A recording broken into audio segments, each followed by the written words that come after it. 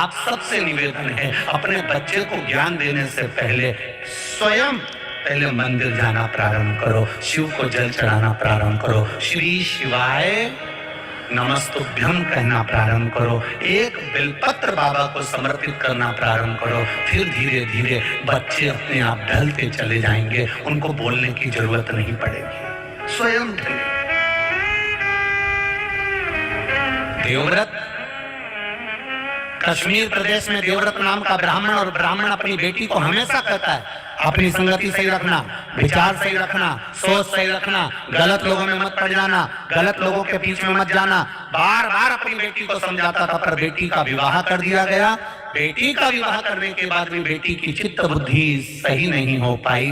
वो विवाह होने के बाद भी पर पुरुषों पर उसकी दृष्टि पड़ी रही, पर पुरुष पर उसकी दृष्टि पड़ी।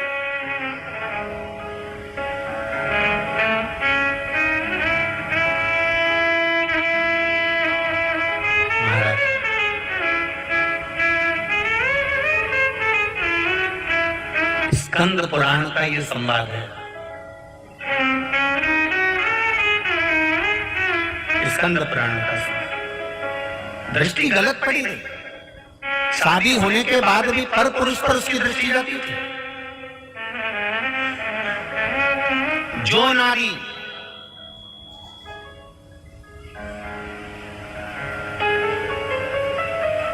विवाह के पश्चात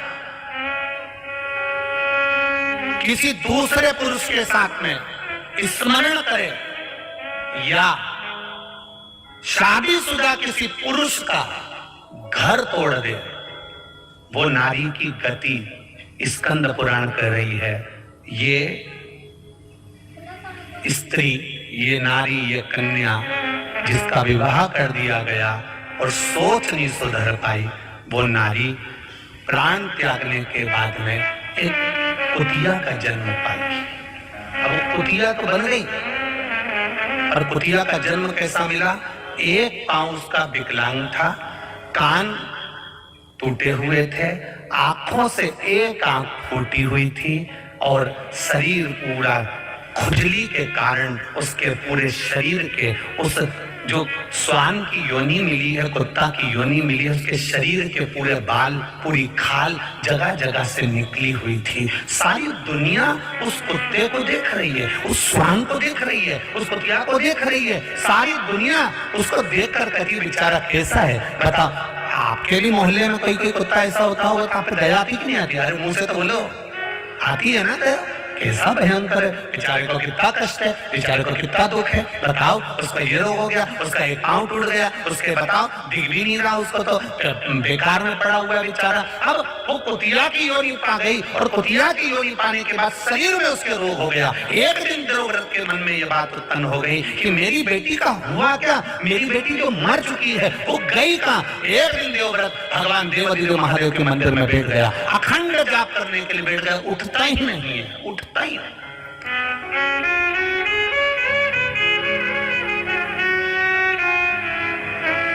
उठ ही नहीं।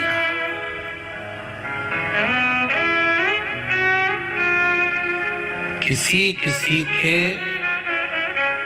पूर्व का पुण्य होता है तो मनुष्य के जन्म में भी उससे भजन होता है।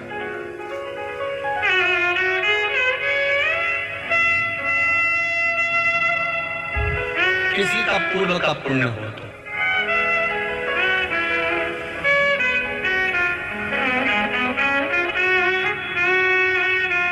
जिस समय पर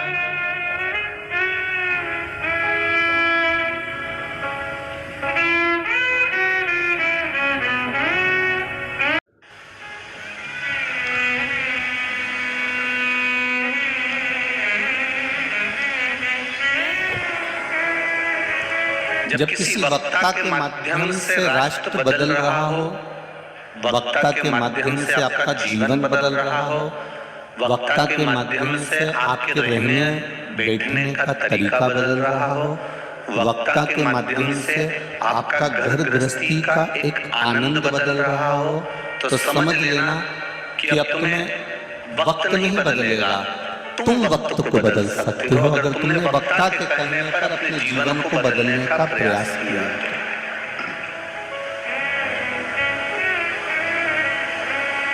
जो एक वक्ता के कहने पर नहीं बदलता फिर उसके लिए वक्त बदल देता है, और वक्त फिर उसको ऐसा बदलता है कि अपने थपेड़े में लाकर ऐसा दुख का थपेड़ा लाकर खड़ा करता है कि उसके मुख पर ऐसा थापड़ पड़ता है दुख का, ऐसा कष्ट का एक समय आकर खड़ा हो जाता है। फिर वो समय जब आकर खड़ा हुआ तब वक्त ने उसको बदलना प्रारंभ करा। फिर वो जगह जगह ठोकर खाता है, कष्ट सहन करता है, दुख सहन करता है, जगह जगह जाता है। तब वो थपेड़े में आकर फिर उसका जीवन बदलता है, फिर जीवन बदल रहा।